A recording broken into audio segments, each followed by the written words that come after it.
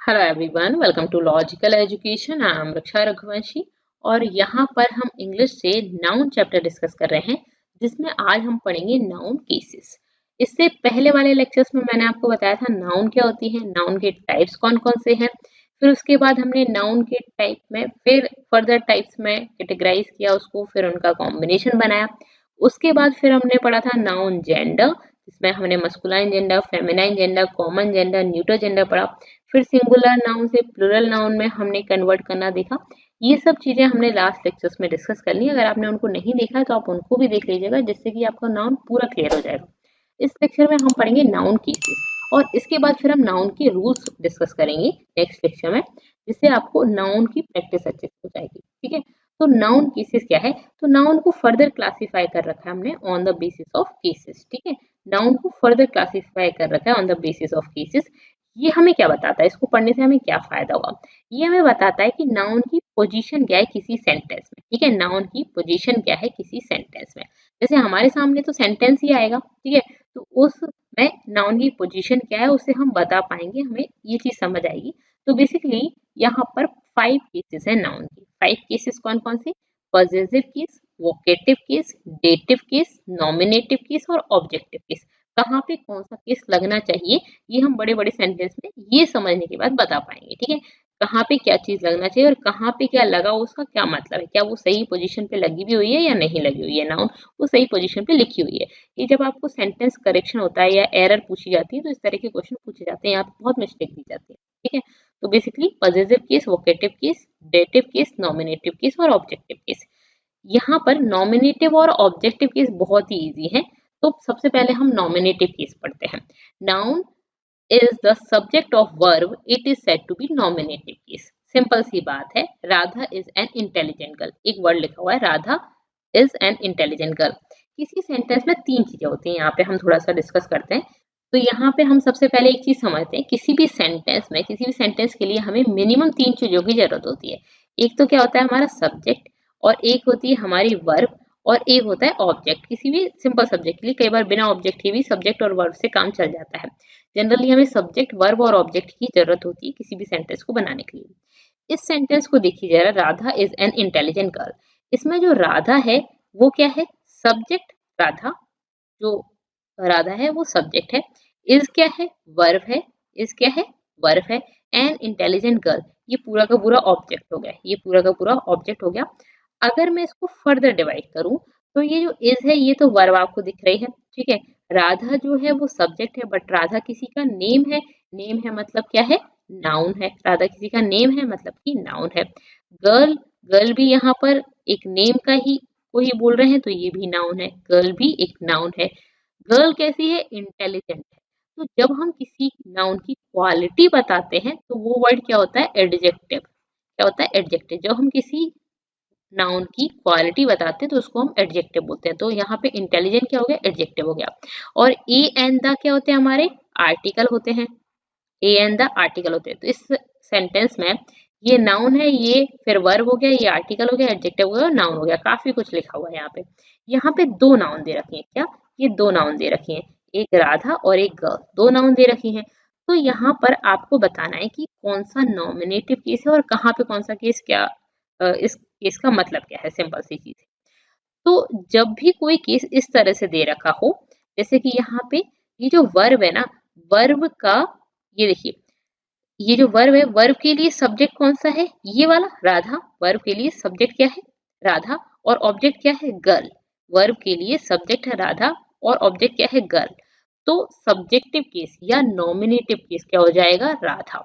Subjective case भी इसी को बोलते हैं या नॉमिनेटिव केस भी इसी को बोलते हैं, दैट इज राधा। ठीक है, यहाँ पे क्या हो जाएगा? राधा। ये राधा हो जाएगा, क्योंकि जो वर्ब के लिए सब्जेक्ट होगा ना, वही आपका नॉमिनेटिव केस होगा। वही आपका क्या होगा? नॉमिनेटिव केस होगा। If noun is the subject of the verb, it is said to be nominative case. अब यहाँ पे देखिए, mister Ram is an intelligent boy. Same उसी तरह का हो गया। तो ये क्या है? आपकी वर्ब है, तो इसके लिए सब्जेक्ट क्या है? मिस्टर राम। तो यहाँ पे राम क्या हो गया? यहाँ पे नॉमिनेटिव केस हो गया। ठीक है, is an intelligent boy. Boy object है, ये ऑब्जेक्टिव केस में आता है। नेक्स्ट हम एग्जाम्पल देखते हैं, इसको मैं रब कर देती हूँ। I am buying vegetables for my family. I am buying, I am buying, ये पूरा का पूरा आपका वर्ब हो गया। I am buying vegetables for my family. तो यहाँ पे आई क्या हो गया, यहाँ पे आई जो है वो नॉमिनेटिव केस हो गया। आई, मैं बाय कर रही हूँ आई, तो ये बेसिकली सब्जेक्ट है। लेकिन आप बोलोगे आई तो कोई नाउन ही नहीं है, ये क्या है, नाउन की जगह पे एक वर्ड यूज किया गया, दैट इज प्रोनाउन। ठीक है, प्रोनाउन, नाउन की जगह पे जो वर्ड यूज किए जाते हैं उनको प्रोनाउन बोलते हैं। जैसे कि मेरा नाम रक्षा है, तो रक्षा की जगह मैं हर बार रक्षा तो नहीं बोलती हूँ, मैं बोलती हूँ, तो दैट इज आई। तो नाउन की जगह पे हम प्रोनाउन यूज करते हैं। तो यहाँ पे ये आपका सब्जेक्ट हो गया। तो बेसिकली ये सब्जेक्टिव केस या नॉमिनेटिव केस होता है। ओके, क्लियर हो गया सब्जेक्टिव या नॉमिनेटिव केस क्या होता है। दूसरा आता है आपका ऑब्जेक्टिव केस। ऑब्जेक्टिव क्या होगा, when noun is a direct object of verb. Noun जो है वो डायरेक्ट ऑब्जेक्ट है वर्ब का, और the preposition are, they are in the objective case. ठीक है, जब नाउन जो है वो डायरेक्ट ऑब्जेक्ट हो या ऑब्जेक्ट हो वर्ब का, एक डायरेक्ट ऑब्जेक्ट होता है, एक इनडायरेक्ट ऑब्जेक्ट होता है। तो ऑब्जेक्टिव केस में आप उसको लेते हैं जो डायरेक्ट ऑब्जेक्ट होता है। अभी समझेंगे डायरेक्ट ऑब्जेक्ट और इनडायरेक्ट ऑब्जेक्ट क्या होता है। बेसिकली नाउन में जो डायरेक्ट ऑब्जेक्ट होता है उसको आप क्या बोलते हो, ऑब्जेक्टिव केस बोलते हो। जैसे कि यहाँ पे देखिए, प्लीज गिव मी फ्रूट्स, यहाँ पर गिव जो है, या प्लीज गिव द फ्रूट्स, ठीक है, मी नहीं हमने हटा दिया, प्लीज गिव द फ्रूट्स। ठीक है, तो यहाँ पे गिव जो है वो वर्ब है, और यहाँ पे हमने प्लीज बोला है, तो please give the fruits, fruits जो है वो आपका ऑब्जेक्ट हो गया। तो यहाँ पे वर्ब का डायरेक्ट ऑब्जेक्ट आपका फ्रूट्स हो गया। अब मैंने एक सेंटेंस बोला था प्लीज गिव मी फ्रूट्स, ठीक है, यहाँ पे इसको भी मैं बताऊंगी, यहाँ पे ये भी ऑब्जेक्ट ही है, प्लीज गिव मी फ्रूट्स। तो यहाँ पे ये भी ऑब्जेक्ट है, ये इनडायरेक्ट ऑब्जेक्ट है, इसको भी हम डिस्कस करेंगे थोड़ी देर बाद। ठीक है, इसके अलावा द वेंडर सेल मैंगोज, तो यहाँ पे मैंगोज क्या हो गया, सेल ये वर्ब है, और यहाँ पे मैंगोज जो हो गया वो क्या हो गया आपका ऑब्जेक्टिव केस। यहाँ पे सब्जेक्टिव केस क्या है, वेंडर्स, वेंडर्स क्या है, सब्जेक्टिव केस या नॉमिनेटिव केस, आप इन वेंडर्स को बोलोगे। ठीक है, क्लियर है, ओके, समझ आ गया। इसके अलावा the book is on the table, यहाँ पे बुक जो है वो सब्जेक्ट है या सब्जेक्टिव केस हो गया, ऑन द टेबल, टेबल जो है वो आपका ऑब्जेक्टिव केस हो गया। सेम इसी तरह से this is one of my policies, तो ये आपका ऑब्जेक्टिव केस हो गया। क्लियर है, ओके। अब नेक्स्ट हम देखते हैं पजेसिव केस। पजेसिव केस में क्या होता है, व्हेन नाउन डिनोट्स ओनरशिप और पोजीशन, मैं किसी चीज पर ओनरशिप दिखा रही हूँ या पोजीशन बता रही हूँ, तो उसको हम पजेसिव केस बोलते हैं। जैसे कि मैं बोलूँ कि ये पेन मेरा है, दिस इज माय पेन, तो मैं इस पर क्या अपना पोजीशन बता रही हूँ, तो इसको पजेसिव केस बोलते हैं। इसको आप प्रोनाउन में भी पढ़ोगे। यहाँ पे हमने माय जो बोला है वो पजेसिव केस है। ठीक है, this is my pen, this is my dress, this is my book, this is my house. तो बेसिकली माय हमने क्या बोला, पोजेशन यूज किया है। तो माय बेसिकली क्या है, माय जो है वो नाउन है। ठीक है, मेरा, मेरा, ठीक है, तो मेरा हमने नाउन की जगह प्रोनाउन यूज किया, सॉरी प्रोनाउन है माय, तो पॉजिटिव केस ऑफ प्रोनाउन हो गया ये। ठीक है, तो प्रोनाउन नाउन कुछ भी बोलो, नाउन की जगह ही लगाया आपने। तो पॉजिटिव केस क्या होता है, जब हम ओनरशिप और पोजेशन बताते हैं तो उसको हम पॉजिटिव केस बोलते हैं। दिस इज योर पेंसिल, यहाँ पे योर क्या हो गया आपका पॉजिटिव केस हो गया। ठीक है, is sorry it is our idea, तो आर जो हो गया वो क्या हो गया, पॉजिटिव केस हो गया। ओके, तो पॉजिटिव केस समझ आ गया। नेक्स्ट आता है आपका वोकेटिव केस।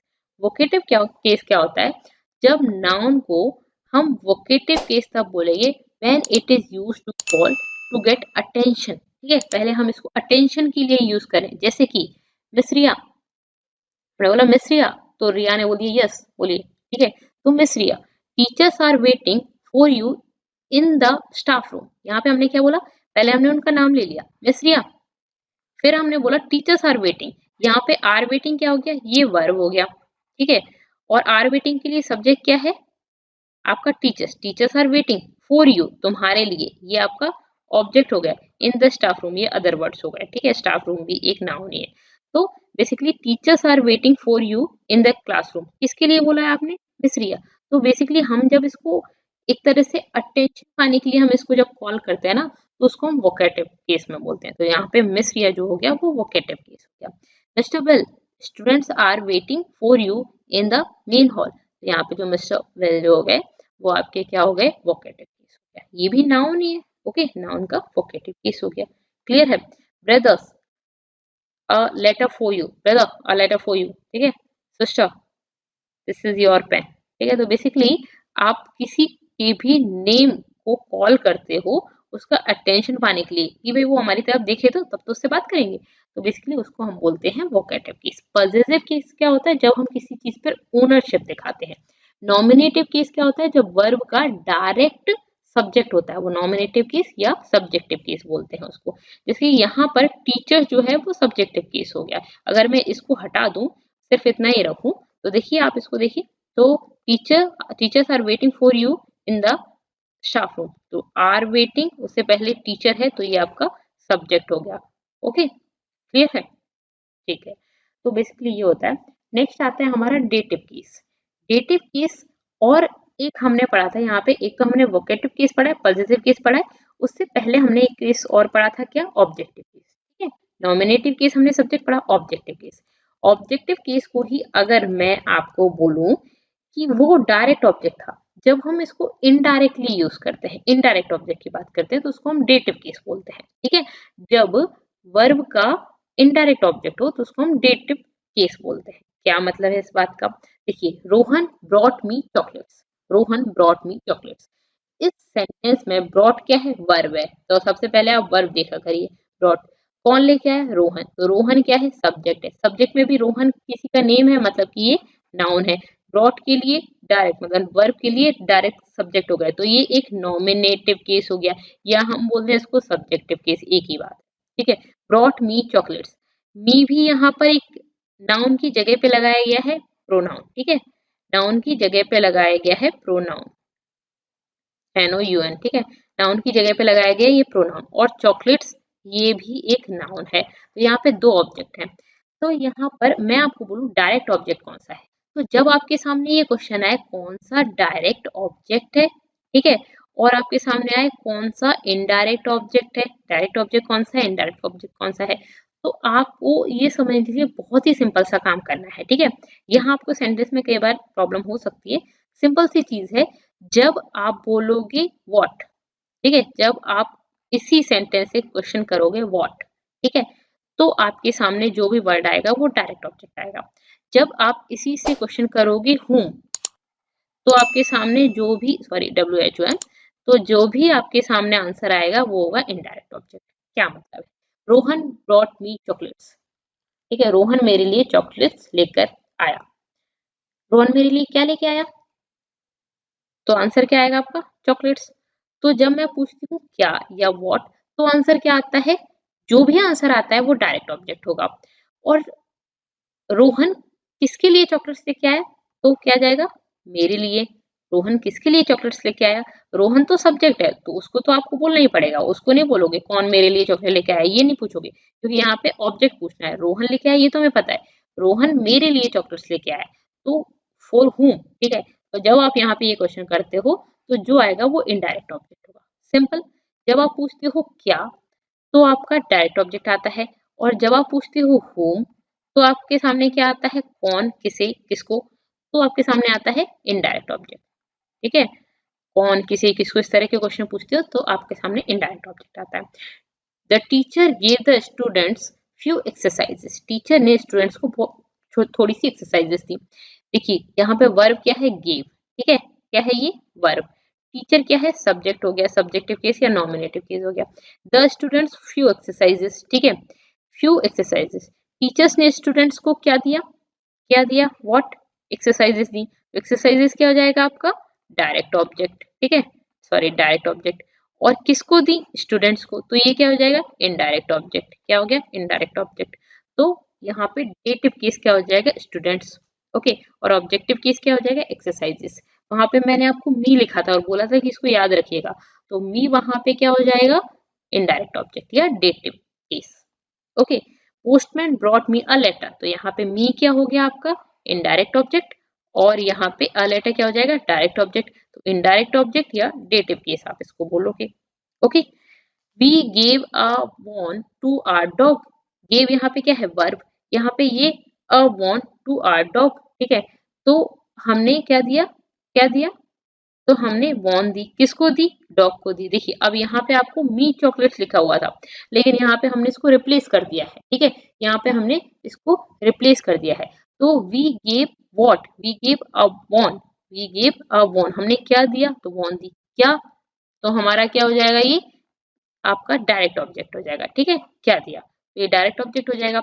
और यहाँ पे हमने किसको दिया तो हमारा डॉग को दिया। किसको तो डॉग, तो हमारा डॉग जो है वो इनडायरेक्ट ऑब्जेक्ट हो जाएगा। क्लियर है, direct object indirect object. Okay, इसी तरह से हम दूसरा देखें, we gave our dog a bone, हमने इस तरह से इसको रिप्लेस कर दिया। तो हमने किसको दिया तो आर डॉग, तो ये आपका इनडायरेक्ट ऑब्जेक्ट हो गया। और क्या दिया बोन दी, तो ये आपका डायरेक्ट ऑब्जेक्ट हो जाएगा। ठीक है, डायरेक्ट ऑब्जेक्ट इस तरह से भी आप लिख सकते हो। ये डेटिव केस है इनडायरेक्ट ऑब्जेक्ट, और यहाँ पे आपका डायरेक्ट ऑब्जेक्ट लिखा हुआ है। इसी तरह से यहाँ पे आपका ये इनडायरेक्ट ऑब्जेक्ट है तो ये वाला डेटिव केस है, और यहाँ पे डायरेक्ट ऑब्जेक्ट लिखा हुआ है। क्लियर है, ओके। तो यहाँ पे हमने ये केसेस डिस्कस किए, आपको समझ आ गया। तो हमने 5 केसेस डिस्कस किए। सबसे पहले नॉमिनेटिव केस या सब्जेक्टिव केस, जो वर्ब का डायरेक्ट सब्जेक्ट होता है, जैसे कि यहाँ पे रोहन है। उसके बाद फिर हमने देखा था ऑब्जेक्टिव केस, तो यहाँ पे जैसे ऑब्जेक्टिव केस हमने डिस्कस किया जो डायरेक्ट ऑब्जेक्ट होता है। ओके, तो हमारा चॉकलेट्स हो गया। फिर आपका डेटिव केस जो इनडायरेक्ट ऑब्जेक्ट है, तो हमने होम जैसे मी देखा, यहाँ पे स्टूडेंट्स देखा, तो ये इनडायरेक्ट ऑब्जेक्ट हो गया। इसके अलावा हमने 2 केसेस और देखे, पजेशन वाला। तो पजेशन का मतलब क्या होता है, जब हम किसी चीज पे अपना अधिकार बताते हैं, अपनी ओनरशिप बताते हैं। This is my pen, this is my laptop, this is my book, तो ये हमने मेरी चीज है, ये मेरी चीज है। ठीक है, तो पजेशन बताया है। ओके, ये हमारा स्कूल है, दिस इज आवर स्कूल। ठीक है, तो सिर्फ मेरा ही नहीं हमारा भी हो सकता है। ये तुम्हारा है, दिस इज योर पेन। ठीक है, this is your friend, she is your friend. ठीक है, तो बेसिकली ये यहाँ पे पजेशन हो गया। तो बेसिकली जब हम पजेशन बताते हैं तो पजेसिव केस यूज करते हैं। क्लियर हो गया, यहाँ पे सारे केसेस हमने डिस्कस कर लिए। तो ये हमारा केसेस का टॉपिक कंप्लीट हो गया। यहाँ पे आपको कैसा लगा मुझे बताइएगा। इसकी अगर आप पीडीएफ चाहते हैं तो टेलीग्राम चैनल को ज्वाइन जरूर कर लें। इसके अलावा आप चाहें तो इंस्टा पर मुझसे क्वेश्चंस भी कर सकते हैं। और आपने चैनल को सब्सक्राइब नहीं किया तो इसको सब्सक्राइब कर लीजिए, जिससे नेक्स्ट वीडियोस के अपडेट्स आपको मिल जाए। तो that's all for this lecture. और आपको पसंद आता है तो लाइक, सब्सक्राइब, शेयर, ये सब आपको पता ही है। Thank you so much. Thanks.